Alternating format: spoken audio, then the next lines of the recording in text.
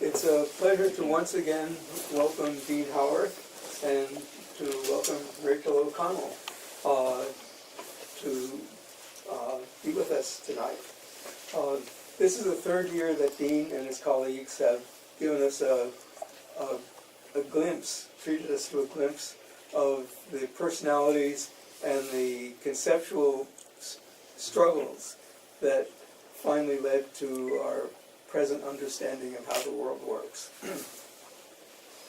2 years ago, Dean and a former student of his gave us a glimpse of how in the 1780s to the 1820s, the brother and sister team of William and Caroline Herschel jointly and individually made important discoveries, but even more important, changed the types of questions that astronomers sought to answer.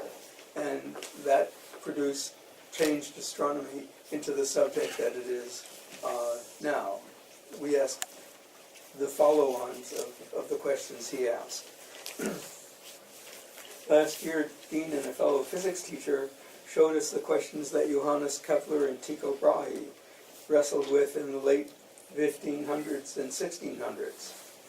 And today, Dean is joined by Rachel O'Connell, who performs with the group Living Histories in Science. They'll let us look in on an evening with Isaac Newton and Catherine Barton Conduit sometime during the 1680s.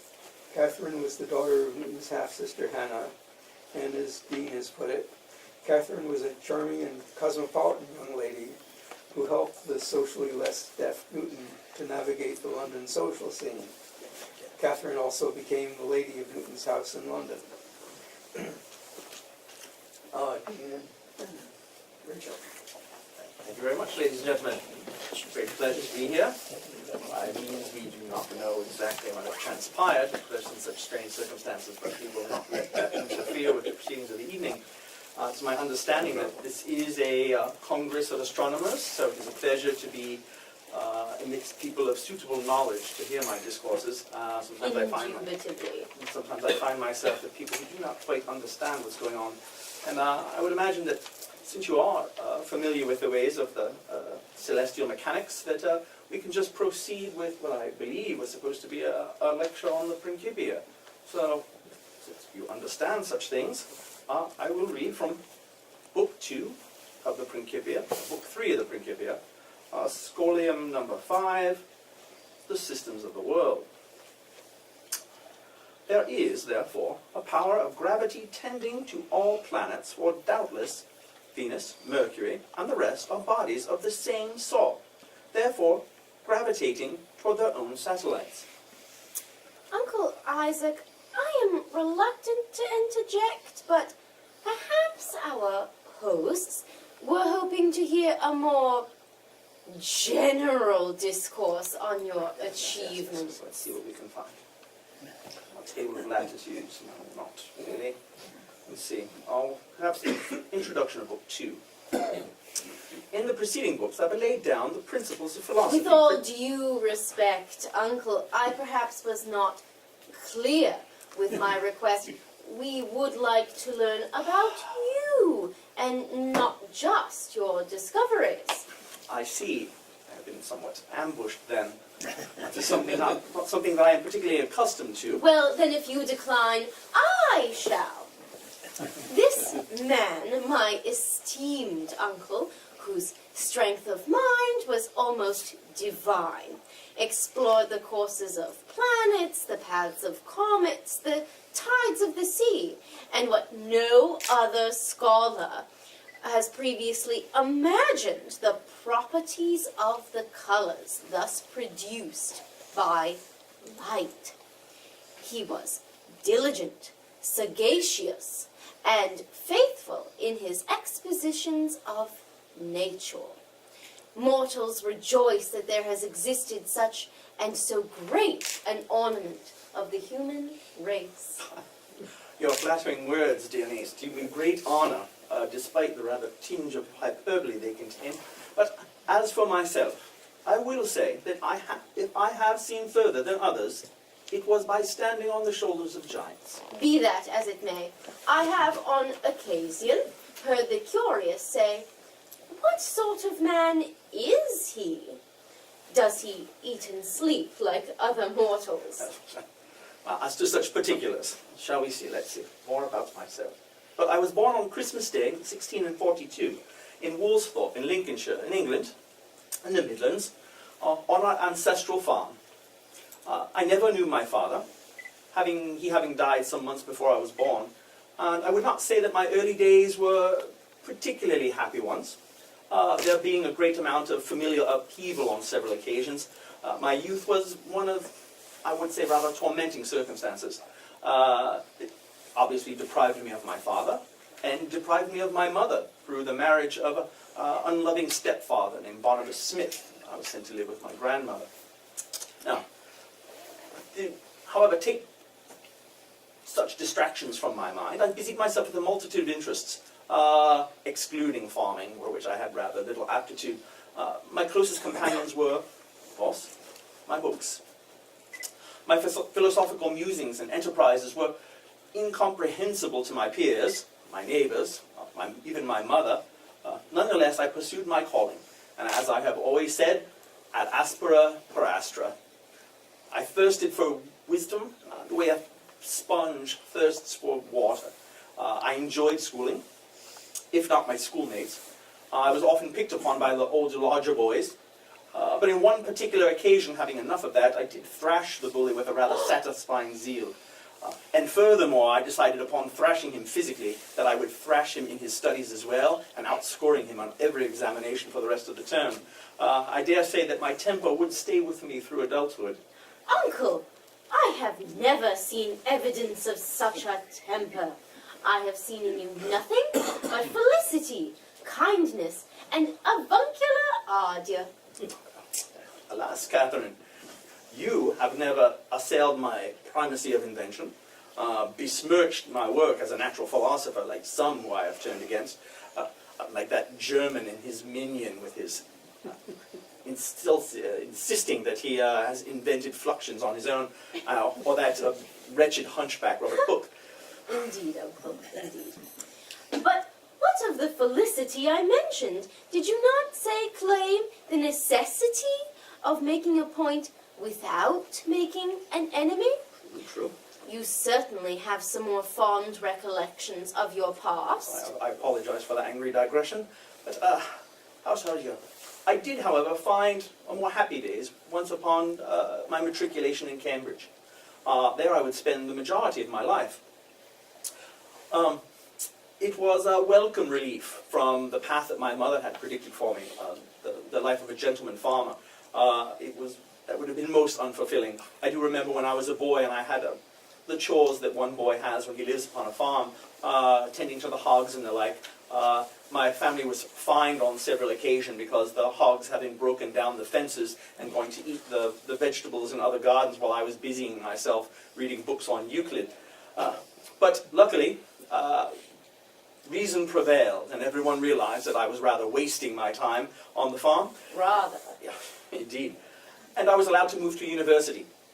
But there, I was only, even though my family was one of means, I was enrolled merely as what was known as a sizer. I believe a word freshman, but lower than that still. One who would actually work for the other students, doing menial chores. But this was a small price to pay, because I was fully absorbed in the scholarly pursuits there, and that was where my mind began to flourish. Until you were abruptly placed during the plague years. In 1664, as the plague made its way to London from the continent, my mother, your half-sister Hannah, shared with me the horror she remembered as the pestilence took the life of nearly 1 in 6 Londoners. It was rather dreadful times, I must admit. It was deemed unwise to remain amongst large groups of people. Therefore, the schools were closed and we were sent back home, where I returned home to Woolsthorpe. And there I waited out the pestilence. But the solitary confinement that I found there, and which some would consider an adversity, these were not impediments to my intellectual enterprise. And that time away from Cambridge became your annus mirabilis, miracle year. In near complete isolation, Uncle delved into a myriad of studies we now call immutable laws of natural philosophy, most of which is beyond my comprehension. But although the sums and fluxions elude me, your accounts of the study of light have always piqued my imagination. Uncle, may I share? Certainly, and let me compliment you on your Latin. You did remember annus mirabilis. You see, light had enchanted and puzzled thinkers since antiquity. The Greeks, the Romans, the Arabs all proposed theories of light that, although worthy, fell short of answering the question, what is light? The mysteries of it remained. Uncle's crucial experiment with a simple glass prism explained many age-old mysteries, such as what makes the familiar but ever-enchanting rainbow, the celebrated phenomenon of colors. White light is an amalgam of all the colors of the spectrum, and the glass causes each color to refract or bend differently. This had one particularly beneficial outcome for the nascent science of telescopic astronomy. You improved upon the Galilean telescope and invented a mirrored device that reflected starlight and eliminated both the chromatic errors in refracting telescopes. How do you think she did, everyone? Oh, that was quite concise. Perhaps we'll have lessons on fluxions later. Now, it is true that my simple 8-inch telescope, as you can see the replica here, had the light gathering power of 10 times as large. I'm sure you are aware that the telescopes that were being used at the time by Cassini and the gentleman in Leipzig, whose name eludes me at the moment, Helvetius, they were 70, 80 feet in length. The refracting telescopes, and now we could miniaturize it to much greater extent and therefore have much greater light gathering capacity. Now, when I returned to university, I brought this with me, and it was my professor, Isaac Barrow, who was thunderstruck at the capacity of it and quickly bundled it up and took it to demonstrate it to the Royal Society in London. This was accompanied with a subsequent invitation to the famed society yourself. Although Uncle has never been one to fly in the flocks like so many geese. And the collegiality of the Royal Society, although beneficial to scientific discourse, was at times contrary to your peace of mind, as was evident in the episode where the contentious Mr. Hooke critiqued your work on optics, even going so far as to say that he himself had already made discoveries previously. That wretched man. Immediately, rather than have any sort of correspondence with gentlemen such as Hooke, I withdrew from the Society's correspondence immediately for up to 2 years, and I had threatened never to publish again, and nearly didn't. Instead, I immersed myself in other studies, and maintained my rather acute temper. Now, safely ensconced back in Cambridge, I was appointed professor of mathematics there, but I had very few students. This was much larger than a classroom that I would be accustomed to. My lectures were said to be rather obtuse, but my feelings were that my students were rather dull-witted. And I was, at times, known to lecture to empty walls, and I dare say that suited me very well, and contributed, I think, to my longevity.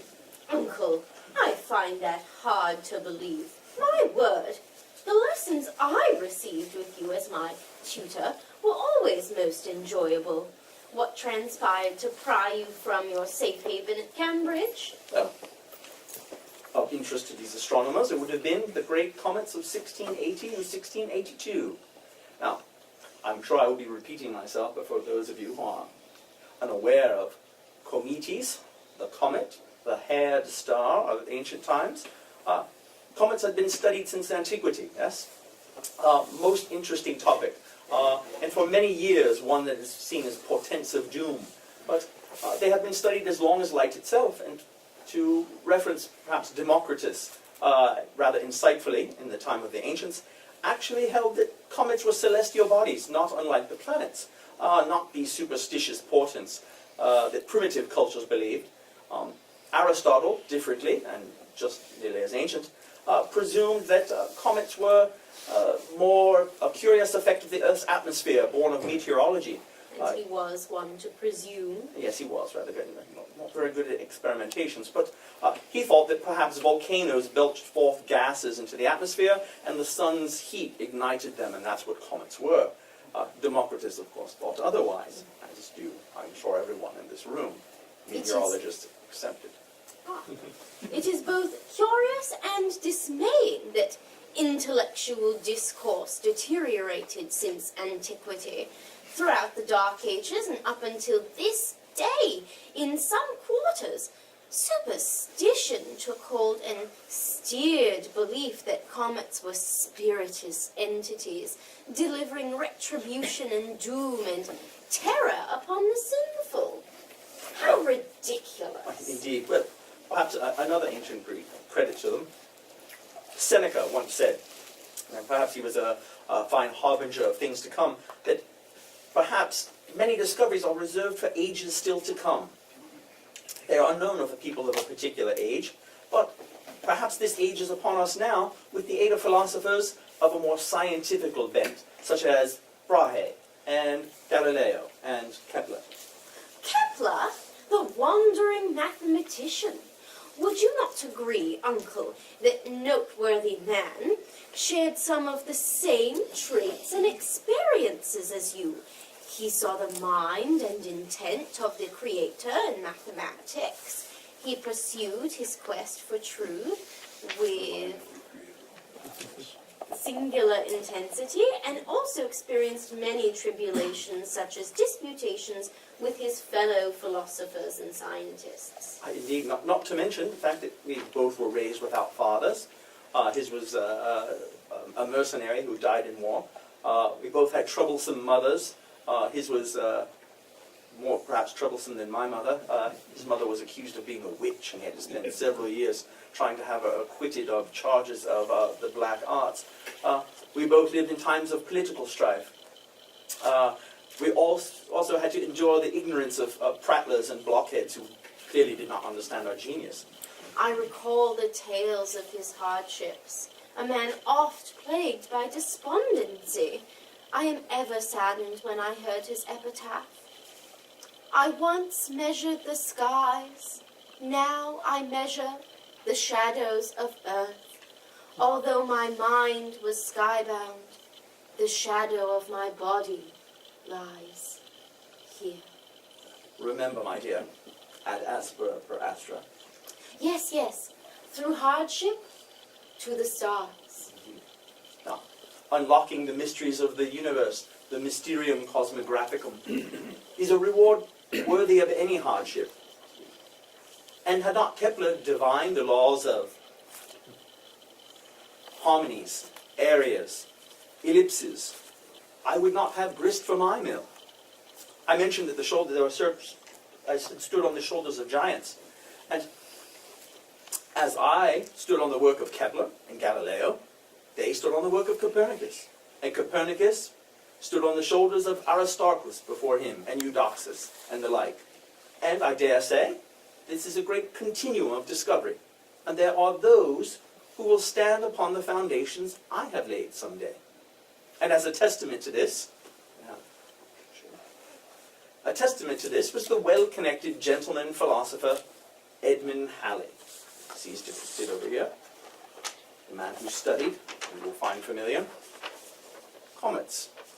Now, it was Halley who, like Democritus, theorized that comets were actually a form of planets, that they graced the firmaments from time to time with greater irregularity, but still beholden to the same principles of celestial mechanics. Now, a bold guess at the time, but then again, great discoveries happen from bold guesses, and it is necessary for the advance of science.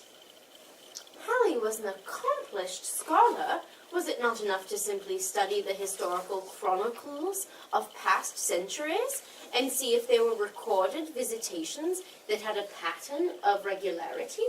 Well, this would be the first step indeed, and Halley did indeed do this by going through the great chronicles from around the world, notating on what year they were reported in ancient medieval times, in the Book of Kells, on the tapestry of the Bayeux Tapestry that commemorated William the Conqueror's conquest. But however, science needs to be based not merely on, how should we say, an analysis of history. There has to be an empirical evidence and a realization of predictions that can be made thereupon. Halley knew that there must be a mathematical underpinning, and therein would lie the truest understanding of the Creator's works. Now, the mathematical nature of the periodic nature of comets was guessed at by the likes of Wren and Hooke. But when Halley, who traveled in similar circles as these great thinkers, asked for proof, none could provide it, although Hooke claimed that he had figured it out. And although Halley was doubtful and actually bet 40 shillings that Hooke was bluffing, that he had not really calculated the orbits of comets, and that bet did go unresolved. And that was until Halley visited me in January of 1684. I promptly replied that the orbit of the comet that returns from time to time was an ellipse, easily determined, and that it was beholden to Kepler's laws, impelled by a force that relates inversely to the proportion of the distance to the sun. And I had the calculations to prove it. Halley was thunderstruck. This is exactly what he was looking for to make his predictions. I had figured this out some years earlier, during the plague years, actually, and had lost the calculation somewhere. And As you're wont to do. as I am wont to do, yes. So this immediately stirred my interest, and in 1618, 1682, I was studying the very same comets that Halley was studying, and I had collected cometary sightings from around the globe, actually, from as far away as Brazil and New England in the American colonies, and Maryland, where we are today. Were not the observations lent to you from Maryland, taken by your boyhood friend, Arthur Storer? Indeed it was. A gentleman who went to school with me in Grantham. He and his family eventually, his father was an apothecary who lent me books when I was a young man. Alfred was one of the young men who I quarreled with at some particular time, but we did make amends at a later point. His family did relocate to the Patuxent, I believe, is that the name of the river in Maryland, and lived the rest of his life there, and offered his scientific prowess across the oceans, which showed that actually science knows no boundaries. Oceans are immaterial to the work of science. It is an avocation of all mankind, no matter where one lives on the globe. And Halley, a true man of the world in the most literal sense, his mapping of the stars in the southern hemisphere saw him traverse the oceans over, and in his very own commissioned vessel, the Paramour, he sailed the coastline of the Americas, mapping Earth's magnetism in an attempt to find a means of determining the longitudes, an enterprise which attracted the attention of you as well. Correct? Yes, indeed, I was invited to be on the board of longitudes, but I think that is a different story. Perhaps if I'm invited back at a different time, we will go into the vicissitudes of that. But, Of course. Returning to Mr. Halley and his comments. Indeed. Yes, it was Halley's query, and his insistence upon my theorem, actually written out, that led to the inverse square nature of not only planets, but of comets, that led me to pen the tract that was known at the time de motu, on motion, on the motion of orbiting bodies. Halley's reception was most flattering, and he urged me to expand upon this, and thus the more comprehensive tome became the Principia. And that epic tome explained the motions of comets fully, not to mention the actions of nearly every celestial and terrestrial motion, explained and proven in indisputable and elegant mathematical rigor. And is it not true that Halley even footed the bill to publish the Principia? Yes, indeed. The Royal Society was rather profligate with its spending and was rather financially strapped, as a matter of fact, after publishing a large compendium known as The History of Fishes. Huh. And therefore had no means to compensate Halley. And he was actually paid with copies of the book, The History of Fishes. Rather poor compensation, and I hope that the treasurer has not decided to do similarly this evening. You have oft told me of the story of the falling apple and how it inspired your machinations about the forces of gravity, but I have never heard that fishes also played a role in our understanding of satellites, falling fruit, and the ocean tides. Uncle, your contributions, as incomprehensible and extraordinary as they have been, will become pillars of the canon of science and the stuff of school books, from Graham to the other side of the globe.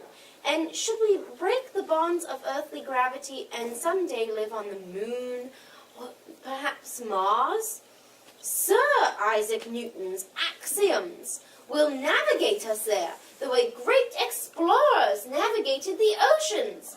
Plus ultra! Yet further, your Latin again, my dear. Well, Catherine, you doth flatter me most excessively, and your grandiosity is rather probably pleasing to the audience. It isn't flattery if it is true, Uncle. I find it rather embarrassing, but I do not know what I appear to the rest of the world.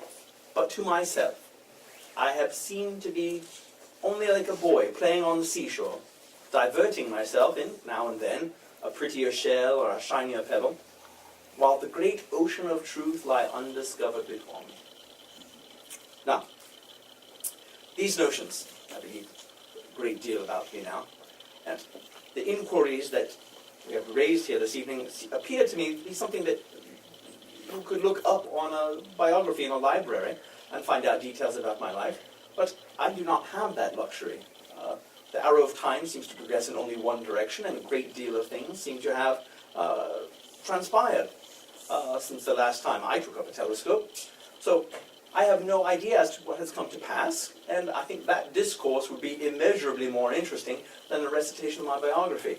So I shall, with your approbation, turn the inquiries toward you. Is this allowable? Any offense, sir? No? There. Well then. A few Shall we questions. begin? Absolutely. Well, the first question I have, is it the year 2060 yet? No. That is a very good thing. Very well. Actually, we wouldn't be here if it were. Did you not predict that our Earth would cease to exist by that time? Yes, but that's another story again for a different time, perhaps. A different topic, perhaps. Have your alchemists successfully derived the Philosopher's Stone? No. They have not been able to ascertain to make gold yet? They can sort of do that. Interesting. And are you wise to these ancient secrets of Hermes Trismegistus? It just isn't economically feasible. It costs more to make the gold than to mine it. Very interesting. Well, in my day, that if you were those who actually made claims to being able to ascertain gold found themselves hanging at the end of a rope of a long tree. So it was perhaps best to keep it a secret. So if anyone does have the secret of the Philosopher's Stone, perhaps it is best to keep it to yourself, as all good alchemists would do. And simply reap the benefits, correct, Uncle? Indeed, indeed. Well, I was known, and later in life, when I moved to London, I was appointed as Master of the Mint by the Queen. And one of my responsibilities was to not only oversee the recoinage of the entire kingdom, was to persecute counterfeiters, something that I took great glee in on several occasions. But again, a different story. More back to the astronomical aspects. Regarding Mr. Halley and his comet, did it return as predicted? Yes. Oh, marvelous. Why, how many times has it returned since then, I would imagine? I can do the math and calculate exactly what year this would be. He was predicting that it would return in, I believe, 17 and 59. Yes. It And did. it did very well then. something. 76 years. 76. It was here in 1910, 1986. So sometime after 1986, I presume, so far as the date this evening. But we'll do those calculations for later. Glorious. No. And well, furthermore, I presume that it was observed with a telescope, and hopefully one of my telescopes. Oh, yes. Oh, Yes. absolutely. Oh, yes. indeed, marvelous, marvelous. So my As I told you. my design is still in vogue. Yeah. Have improvements been made to it? Oh, yes. A few Yeah. tweaks. Do share. I'm all ears. There are two behind you there. Oh, these rather large devices, yeah? Underneath those covers. Marvelous. I presume that making mirrors has become a lot more. The detectors. Oh, yes. Solid state Absolutely. detectors. So, sir, you're starting to use vernacular that's not familiar with people with solid state detectors, but suffice to say that my telescope and not the Italians has carried the day then. Yes. Well, that's most satisfying. Oh, what else do we have? There were studies. Catherine mentioned my infatuation with the study of light and the spectrum and the colors of the rainbow. There were, according to principles of numerology, another avocation of mine, 7 colors, 7 being a number that has particularly fascinating but rather secret implications dating back to the Temple of Solomon. I'm sure you understand these things. But have there been more colors discovered than the 7 that make up the rainbow? It's a continuum, Yes. And so it goes beyond, yes. on both ends. Yeah. Blue side and red side, yes. Yes. Interesting. Yeah, infrared and ultraviolet. Blue, I can guess from the time. And did the telescopes detect this? Yes. Yes. Marvelous. This is rather good. Who made this discovery? Does anyone know? We've caught them. I do believe you are quizzing them, Uncle. It'd be rude to be my guests. So, all right, furthermore, But you just can't see them. You have to have a special Phil. instrument that can detect these lights, because the eye can't. that should be not particularly upsetting, I would think. One can see gravity and we're aware of its effects. So, But Uncle, I am quite upset by this. Colors one cannot see. How does one wear them? Catherine, you are, shall we say, the clothes horse, and one is pretty much caught up with the styles of the time. So perhaps if you can have an infrared hat by next performance, we would be most delighted by that. But perhaps I can say that you are already wearing an infrared hat and no one will know it's there. Quite so. It's an interesting way for buying gifts. Want you an ultraviolet dress. No. It's an inappropriate way for buying gifts. Yes, perhaps we should not go down that route. But the other question, has the problem of the longitudes been satisfied? Yeah. Can we find our way around the globe? Yes. Oh, and do tell, was it an astronomical or a mechanical solution? Mechanical. Mechanical. Mechanical. Simple. Really? I was quite assured that it would have to be an astronomical solution. The idea that, I believe in Galileo first proposed it, that we could use the moons of Jupiter to be a clock in the heavens, viewable to all, but it was very difficult to actually observe Jupiter from a moving ship. I do remember on the Board of Longitudes there were some rather insane suggestions. There was a gentleman, a quack from Scotland, who actually had something that was known as the powder of sympathy. And it was some sort of alchemical concoction that if, supposedly, one had this chemical and dipped a knife in it and stabbed a dog, and that dog was put on a ship and not allowed to have its wound heal quite fully, set out to sea, and if someone took the knife and dipped it into the powder of sympathy, on the hour the dog would yelp, thus providing a rather sort of ethereal chime across the oceans. It was rather dismissed wholeheartedly.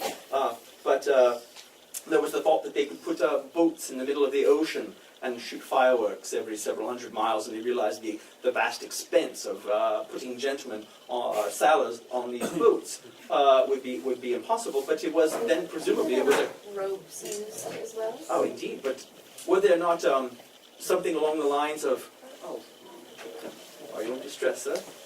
So we pause for a moment.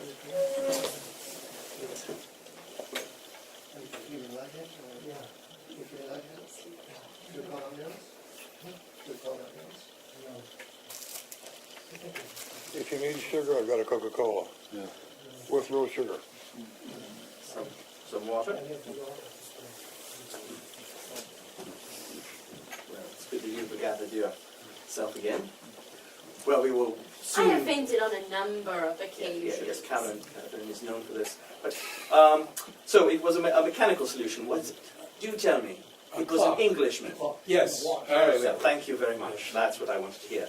Double pendulum. Are there new planets? Yes. Many. Oh, Yes. absolutely. And were they discovered by Englishmen, perhaps? Sometimes. Yeah. Partially, yes. We will take that. We will take that. I am rather provincial about these things. And lastly, on scientific issues, has the law of universal gravitation withstood the test of time? Yes. I feign no hypothesis at the time as to the origin of gravitation. So perhaps now, at this time, we do know the genesis of this was? Yes. Not entirely.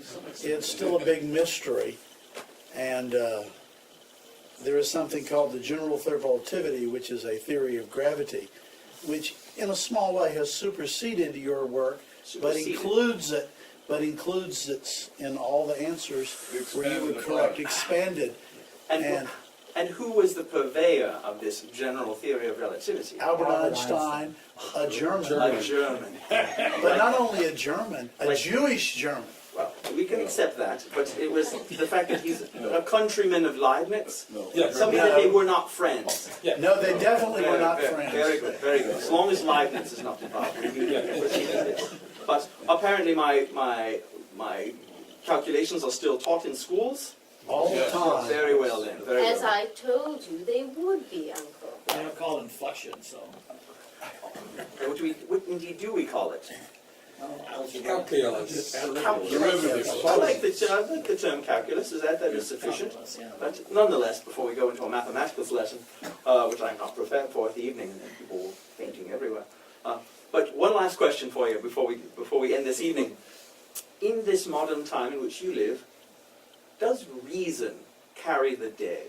Have the stains of stupidity and venal ignorance finally be washed from the globe? Perhaps Particularly not in politics. Perhaps that was too much to ask for, as you said, Catherine. Well, it has been most exciting to hear about the developments of the last several hundred years. And we are graced to be in presence of such understanding and non-block-headed audiences, and much better than my students in Cambridge, so I applaud you for your knowledge, and I thank you for your inviting us here and your hospitality. And if there are any questions that you would now have, I would be happy to entertain them. Yes, sir. Can I ask a personal question? Certainly. Is your comment I have seen far by standing on the shoulders of giants? Was that in some respects a put down of Robert Hooke, who was a rather short individual? I did write those words to Robert Hooke, actually. And according to John Locke, who was a dear friend of mine and wrote the laws of, how should we say, democratic government, he always spoke of the necessity for people being allowed to not incriminate themselves in the court of law. Yeah. So I'm presuming that might be in fashion. So I will defer on a true answer to that question. But yes, sir. Yes, what kind of experiments or observations did you do in order to come up with the inverse square law? There's a discussion for several more hours. But it was, I believe, it was almost already figured out by the time of Kepler. The law of harmonies, that there was a relationship between the square of the period and the cube of the average radius. Therein, if you take these calculations and merely combine them with my derivations of what centripetal force would be, the calculations are such that hiding within them, the way simple schoolboy algebra would do, the inverse square relationship that is in my formula, that is a square at the bottom of the equation that describes gravity, is a direct cancellation of terms from Kepler's laws. So the notion that it had to be discovered was not even necessarily the case. It was, as the Creator has made for us, that perhaps all of the mysteries of the cosmos are here for us to blow the dust off them and put them together and assemble them in proper order. But again, the notion of standing on the shoulders of giants, had it not been for Kepler's amazing mathematical discoveries, for which he spent 15, 20 years calculating the law of harmonies, it would have been impossible for me. And it was just a matter of mathematical applications. The creator said all this stuff? But yeah, we have no other answers, and I am a man of relevant, devout background, but Tell me, do again, you speak German? So you can read German? no, I do not speak German. I have to have it translated for me by my fellows, who assure me that my distaste for Herr Leibniz is well-founded. You see, he has claimed to discover fluxions when I have discovered fluxions. The Royal Society has indeed looked into this and has settled the case that I indeed have primacy on this discovery, because as was my wont, that I would write myself letters written in code and have them mailed and remain sealed. And if anyone were to ask, well, when did you make that discovery, I could unseal the letter and prove that I had, once it's properly decoded, mentioned things somewhat prior to Leibniz. The man is a great mathematician, nonetheless, but I have always rankled at someone claiming credit for something that I think that I have brought forth. See, some may accuse my uncle of paranoia, but when you are confronted with individuals who may steal your work, these letters that are sealed come in quite handy. The laws of the schoolyard of fisticuffs being must be put aside. One must take it up with your proxies and in politics and the public opinion of the Royal Societies and the academies of science of the continent as well. I do believe I prefer these mental fisticuffs to any, perhaps, Yes, a man of my age true cannot take fisticuffs. such things up anymore. Any questions at all for the rest of the evening? Can your niece actually knit? Yes, I actually believe that she is actually making shoelaces currently. What is that device known as? Ah, uncle, of Lucid- course you a would not lucid, know I recall. women's work as well as I, Yeah, she but actually he does know fair more intellectual pursuits than I, so we will forgive him that he does not know the lucid. Yes, she does busy herself sartorially, and as you can sense, she is rather attractively dressed. I know much to her advice along those regards. Yes, sir. I have a question following up on your observation earlier about both you and Kepler having grown up at a time of civil strife. Thomas Hobbes said that, the philosopher and author of the Leviathan, said that having been born in 1588, the year of the Spanish Armada, colored his outlook for the rest of his life. Do you feel that having been born in the midst of the English Civil War colored the rest of your life? Oh, to be certain. I was, for those of you, and at the risk of offending some, and we are in the state of Maryland, so we have to perhaps tread lightly, but I was not particularly fond of the papists. And when the king actually regained the throne and actually tried to reinstitute Catholicism around the realm, this was something that I found particularly distasteful, and it's part of the reason why I never took holy orders. When I was at Cambridge, it was required that anyone that were to teach there would have to assume an ecclesiastical position and take orders, which I would not do under a Catholic king. And special dispensations were made so that I could maintain my Protestant faith and not venture into those weeds, which, as we all know, can be very deep and very dangerous. But such political strife is something that at times I would try to remove myself. Only later in life did I venture into politics when I was appointed to Parliament, and that was in part relations to my abilities with the recoinage at the mint. But it was something that after my calculating days had passed beyond me, because we all know that your mind is has its most alacrity in the 20s and 30s. In later ages, I took up the realm of being a man of state, but science was always at the forefront. And 'twas not just civil war, correct, Uncle? You had, and not just the plague, you also had the sweating sickness, which plagued England as well. And to this day, I believe we have not entirely identified No, it was- the sweating sickness. It was rather common that we would have to leave. London was very exciting if one was a man of means, but it was a rather vile city with all sorts of pestilences at the time. So one had that social strife to tug at the fabric of social stability. But the war, Pestilence and plague and war. continuous arguments with the Dutch were always flaring up at war, and those seem to be rather more economical as opposed to, how should we say, ideological between the Dutch, both liberal in their senses, and being more Whiggish in my politics. I did not have an issue with the Dutch. It was more an argument between rich men. But it was, there was a lot of great Dutch scientists, and I'm sure you know Huygens and the like, were doing wonderful things. It seems that a country that has a somewhat requisite level of independency, of freedom, as mentioned by my friend John Locke, that science tends to blossom the most, but never far from our consciousness.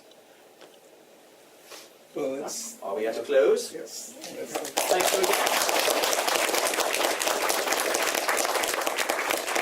If you have any questions thereafter, you may wander up and look at our collections, but it has been a most lovely evening. We do have some fishes available. We do have the history of fishes if you would like to. I did not bring one to purchase a copy, but An interesting observation you mentioned, being raised without a father. I heard a talk recently, a woman who studied recent presidents, starting with Franklin Roosevelt and all, and most of them were raised by absent or weak fathers and strong dominant mothers. well, I can The say. book is called First Mothers, the women who raised the presidents. So there we are, and I think every good son would pay tribute to the contributions of the mothers, even when they became cantankerous and old, as my mother did, and asked for money on more than one occasion, but God rest her soul. Yeah. Well, I thank you very much.